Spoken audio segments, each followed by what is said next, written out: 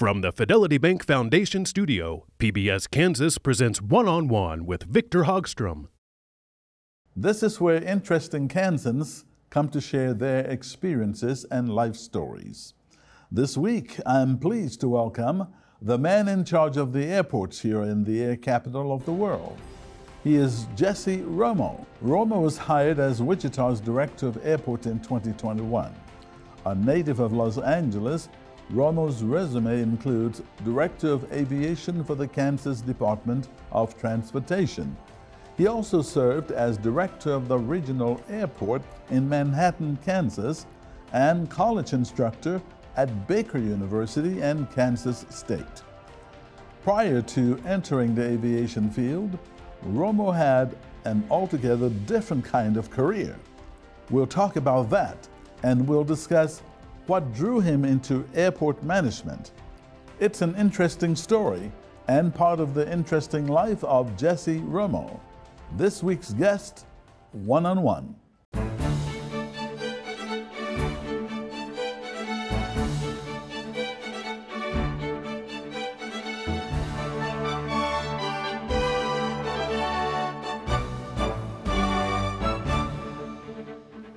Hello, I'm Victor Hogstrom, and I'm pleased to welcome Wichita's Director of Airports, Jesse Romo, to the program. Welcome, Jesse. Thanks. You have an interesting background. You began flying at age 18, planes, that is, and you also worked in the retail business, heading a department and selling ties and getting an award for that. Tell us about this and the purpose of the award. Yeah, and ironically, I'm not wearing a tie today, but you know, retail is one of those jobs I had when I was working my way through school. And so I took time off after high school. I went and got my pilot's license, management rating, and then had some different jobs, retail as being one of them. And then I worked my way through school, had to pay for books and whatnot. And so when I got out of school, one of the jobs I had was being a retail manager. And I was doing pretty well at Macy's, and ties became one of the departments I oversaw. And so the Neckwear Association of America decided to give me an award. I got the letter and it said, congratulations, you know, we want to fly you to New York, present this award to you. And it's like, well, that's fantastic. I'd never been in New York before, so flew out there, learned a lot about the tie industry, the rich history and you know, the fashions, the fabrics, and just the passion people had for it was amazing. And then I went back home, and 2.5 months later, 9/11 occurred. And so that summer I had been flying quite often, and it put me in a position where I reevaluated what I wanted to do with my life. And aviation had always been a passion. That's why I went to flight school right out of high school. And I knew I wanted to work in the industry. I just didn't know how and how to get there.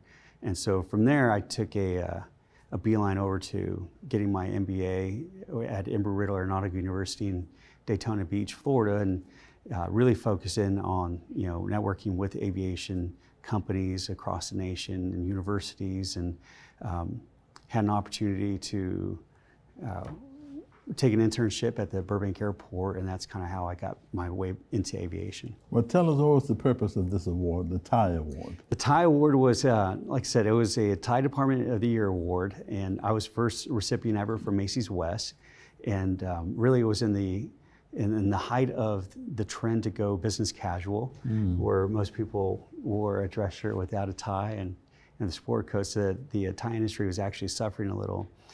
But we focused on other things that we could control, you know, and that's always been one of my managerial principles of control the things that you can. And so we can control our displays, how the floor looks, how we display the ties and you know, present them to customers. And those high standards caught the attention of the folks in the tie industry. And so it was kind of funny how it worked out. And you have tons of ties. I have tons of ties, I do. A truckload. Yeah.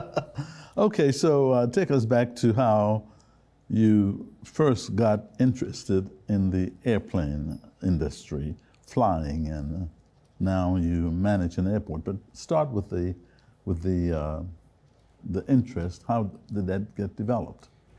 I was just born with it. You know, so from what do you mean?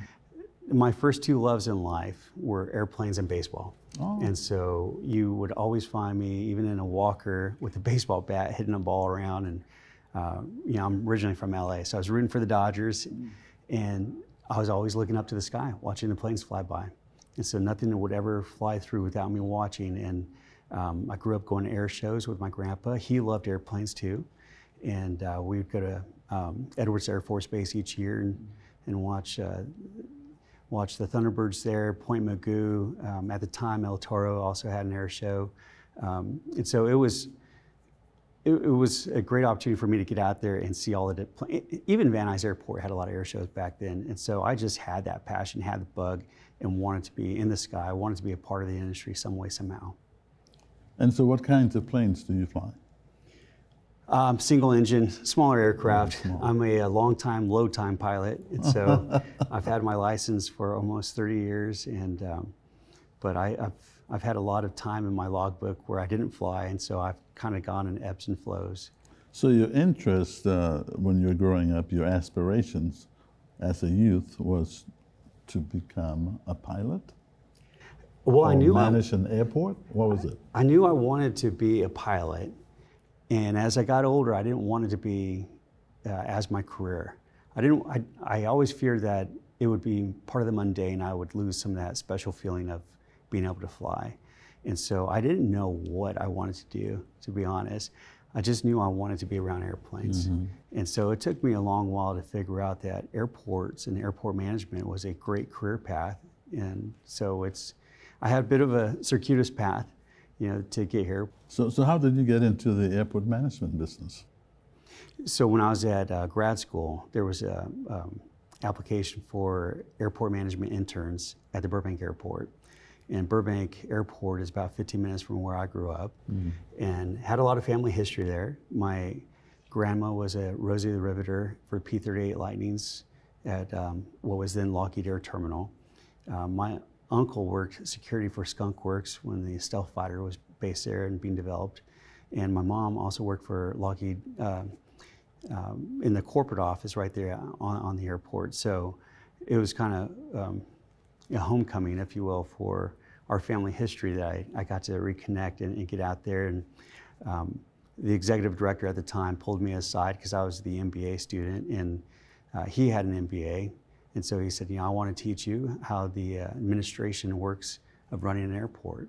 So not just the operations side, you can play with planes, but here's how we do financing, here's how we issue bonds, land acquisition. And I became part of a finance team, I became part of the purchasing team, and procurement and properties, and just started learning every facet of the business. So it developed from an internship into a permanent position that they hired me into. And so I was there for about 2.5 years. And after that? After that, I came to Kansas, almost, going on 18 years now, I guess. And so there was a job at KDOT that I went after, and I ended up as the assistant office chief of the Office of Management and Budget. I did legislative affairs, research, policy, bill tracking, a lot of different things in the office. It was everything but the budget part. It was all the management part of it, and gave me great exposure to the state of Kansas, to all the functions across the agency, all the different lines of businesses that we had. But after a couple of years of doing that, about 3 years, I transferred into the Division of Aviation and ultimately made my way up to director. So how did you end up in Wichita? So, Eisenhower. Yeah, well, at KDOT, I was at the Eisenhower State Office building. And so I ended up leaving there because I was working with 138 public use airports around the state of Kansas, interacting with all the different communities across the state that had an airport. But I wanted to call one of them mine and run the operation. And Manhattan Regional Airport opened up, Manhattan, Kansas, and I went after that one, got that position, and held that for 6.5 years. We saw a lot of growth. I completed oversight of the construction of the terminal, new parking, went from free to paid parking, built a new FBO, negotiated some deals, and then my predecessor retired from this position and created the opportunity that I went after. So here I am. So how challenging is it, Jesse, to run a commercial airport? Very. Tell us about it. Yeah, a lot of people liken it to running a small city. And so, in our airport, we have administration staff, we have HR and payroll type functions that are there. Most of that is supported through City Hall, but we have it on a much smaller level for our department. We have our own police and fire department, and we have operations folks that do a lot of federal regulations that they interact with for airfield stuff. We have maintenance folks that work on the air side. We have maintenance folks that work land side. And when I say land side, we have between the two airports over 4,000 acres of property that we oversee and manage. And so we do a lot of property management. We have a lot of facilities that we own, that we lease out. And so there's a little bit of everything every day that goes on there. Our marketing functions, it's just, there's a lot to it. You mentioned marketing. To whom does the airport market? Because where do these people come from to fly out of Eisenhower? So let me start first with the one that people don't really realize we market to, and that's to companies, aviation-related companies that would like to base their operation at the airport. Okay. And so they don't necessarily need access to the airfield environment, but if they're aviation-related, aviation supporting, then we can negotiate leases with them. And so we do that for a lot of our properties. So we're doing marketing in that way. Now, the marketing that most people see and think of is just what you said, is for the air service.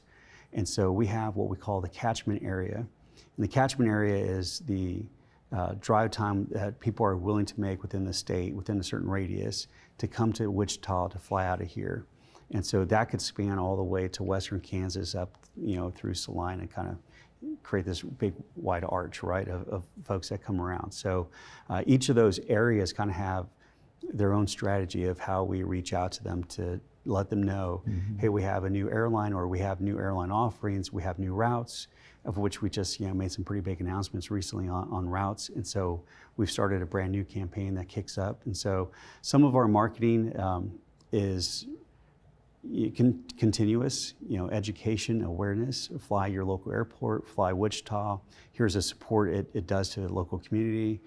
Part of it is, hey, we have brand new hot fares going on. There's a seasonal new route that's going either to the East Coast, West Coast, get on board and here's what you can do. And so it's a pretty fluid process. Well, you talked about routes, but one of the biggest complaints that I hear about the Eisenhower Airport is that it is too expensive to fly out of. Why is that? Well, let me see, that's a loaded question. Oh, it is? It's not our responsibility, or it's not under our control, for setting ticket prices. It's an airline function. And so the airlines are tenants of ours in our facility, but they get to run their own business. So similar to being a mall manager, right? You got a lot of different storefronts, and whether it's a Macy's, Dillard's, they all get to set their own prices and bring in their own products. And the airlines make those choices based on the different markets that are out there. Now, some of that's driven by the cost of going into a smaller community. You've got a bigger aircraft, a lot of expense, and there's a lot of people expense into running an airline operation. So you take that into consideration. Some of it is the destination that you're going to, maybe the connections that it provides. And some of it is just kind of the secret sauce that we just don't know unless you work for the airline to know how pricings go. But I would say this, I think historically the airport used to have an issue with very high fares. Then there was affordable airfares program that was kicked off several years ago. It's been expired, but that helped to lower the fare. Southwest Airlines come in. Whenever you have a low-cost carrier come in, it helps establish a new market, base for what you're willing to pay. Except Southwest flies to one city first, one direct flight, isn't it? No, Southwest has several flights that they fly to. Out of Wichita? Yeah. They'll go to St. Louis, Denver, Las Vegas. So there's different routes that you can go to with Southwest and different connections you can make through there. They don't call them hubs, but you can still make connections through Southwest. But when you have a carrier like them that comes in with lower fares, it generally will stimulate the, the competition between the airlines for keeping fares reasonable and low. And so most of our fares are fairly reasonable and competitive with what others, especially other airports our size, are out there selling. So you work for the city of Wichita. Correct. And you have a board of advisors and then a board of directors. How do those two work? So there is a separate independent government entity called the Airport Authority. So we have the Wichita Airport Authority, and then we have the city of Wichita. And so the Airport Authority is the official owner-operator of the airport. Now, many years ago, this is a few... And in this case, that would be the city council? Yeah, that's where I was getting to. So a few decades ago, the Airport Authority, which was created by state statute, had its own board, an authority board. City council used to appoint members to that board. At one point, it seemed to make sense to have city council perform the function of both city council and airport authority board. And so they wear two hats.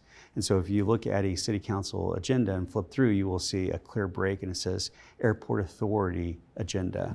And so they act as a separate board. We also have an airport advisory board, and so those are made up of industry and community stakeholders. And so those folks get together once a month and we interact with and what's share their new role? ideas. We share new ideas with them, new things that are coming up, whether it's policies or new air service. If we have new ideas, if things are happening, we bounce that off of them. So they're advisory, and like I said, they're made up of several members that comprise the area that we represent. Right. Now, Jesse, you manage two airports. I do. In Sedgwick County, Jabara and Eisenhower. Compare and contrast the differences between the two in your management, in your responsibilities. So Eisenhower National is the commercial service airport. That one comes with a lot more federal regulation and oversight. And so we have a whole set of federal regulations we call Part 139 from the FAA that oversees how we do everything on the air side, how signs are posted, how painting is marked on runways, taxiways, lighting, how we notify pilots of certain things. There's a lot of regulation that goes into an oversight. There is also TSA involved heavily in that one. So we have a security program that we have to maintain, just several federal programs that we have to maintain in different agencies. When you look at Jabara is considered our general aviation reliever. And so because we have so much traffic with commercial airlines and so much space is taken by them, Jabara affords general aviation, private aircraft, even corporate jets that can go in and out of there without all the restrictions in place that's at an Eisenhower National. It's not towered, Eisenhower is, but it's a little bit more relaxed environment for folks to come in and fly in and out of. So tell us about what changes can we expect to see in future air travels here at ICT? Well, we're going to continue to work on our air service. We want to make sure that the routes that we have, the markets we go after, complement what's going on in our area, our region. We have a lot of economic development wins that are occurring across the state, but especially for our catchment area. And as these new economic development wins occur, it brings a lot of jobs and a lot of opportunity. So we're trying to make sure we have pipelines to talent. We're trying to make sure that the businesses' needs are met by the routes and where they're going, that affords them great opportunities to develop their business. And so we're going to continue to do that. Now, as far as what to expect in different changes in the industry overall, there's AAM, that's the new acronym, Advanced Air Mobility. And so we're seeing kind of the age and the idea of the flying cars, and those concepts are actually starting to come to fruition a bit. So that's on the leading edge right now, and I suspect in the next 10 years we're going to see quite a variation of aviation activities just across the board. So are you making plans for flying cars at the airport? We are not, but we are working with our federal partners as well as our national trade associations to make sure that they take into consideration design standards and space allocations and all the federal requirements that go into an airport, providing the space for that type of activity. I know you don't have any answers specifically to the flying cars concept, but just how would that work? Would they land at the airport, and would they have their own runway, their own area, or would they be landing at people's homes? Those are all the questions we have too. Great questions you're asking. Some of them too are the ones that have vertical takeoff and landing capabilities. They call us VTOLs. And so, do you treat them separate from a helipad and heliports for helicopters? Do they have a different set of regulations and setbacks that they need? And so those are all the same questions we're asking too as an industry, and FAA, DOT are working through those right now. So what about future plans for Eisenhower Airport? As Wichita grows and Sedgwick County grows and the general area, with more people in the future, you have 10 gates right now, as I recall, am I correct? There's 11 actually active. 11. Yeah, boarding bridges. We have room for an extra one. That one has not been constructed yet, but there's space for it. And what we would do before we construct more is to make sure we're effectively utilizing the capacity we have now. So there's different software programs available that airlines and airports use to make sure that you can efficiently use all the gates and get more utilization out of it. So our terminal is only 8 years old right now, but we're already looking at the future of what capacity utilization means to us 5, 10, 15 years out from now. Let's play a little game that we do on this program, and we have one for you. It's going to be a short one. I will give you some choices, and you tell me your favorite. Okay. All right? The first one is morning or night? Morning. Why? It's the start of a new day, new opportunities. Okay. Taking off or landing? Taking off. Really? It's a lot more exciting to take off. I think it's more stressful when you land. Which is more dangerous? I won't talk to danger. I think that's dependent on skill level and conditions. But skill level of the pilot? Yeah. Okay. Formal or informal? Formal. Why? There's comfort in structure, and maybe that's why I'm a bureaucrat, right? There's so many years of me being in government. When you have structure and things are more formalized, they become predictable, and you can control the things you can, and it gives you the capacity to work on the things that you can't. And so there's comfort there. Spring or fall? Fall. I'm a fan of the Burr months. Football, pumpkins. Oh, okay. The next one is teaching or executing? Teaching. I think if you had asked me a few years back, I probably would have said executing, because I like getting things done. I like being accomplished. But I also was a adjunct faculty for about 12 years in different universities out here. And one of the things that I learned was you learn more from teaching than from anything else. And there's a lot of joy and satisfaction in seeing somebody else grow and develop. And so, teaching. Commercial or business jets? Business jets. Why business jets? Have you ever sat in one? No. I've sat. I would like to own one day. There we go. I've sat on them on the ground. In my dreams. I've done commercial, so I want to see business. Okay, so let's talk about your background, your growing up days in California. Sure. What were they like? Different. I grew up in the San Fernando Valley, and so just kind of, being exposed to a lot more people and cultures and diversity, and I don't know, it's just different, but that was my childhood. Your family? What about? You have a family? I have family. Children? I do. I have 2 kids. They're teenagers. Okay. Just started 9th and 11th grade. Okay. Tell us about your personal goals professional aspirations? I wrote a paper, to get into grad school. It said, why do you want to be there? And, it was to be an airport director. And so when you talk about my career aspirations, I'm living my dream right now. Yeah. And so I feel very blessed to be able to be in this position in Wichita, especially this point in time. I mean, right now, Wichita is growing like crazy, and we're seeing the economy, develop and mature into different industries. And it's just really exciting times to be here. So, Jesse, when your time in your job comes to an end here, one of these days, retirement after the next 100 years, so to speak, I hope.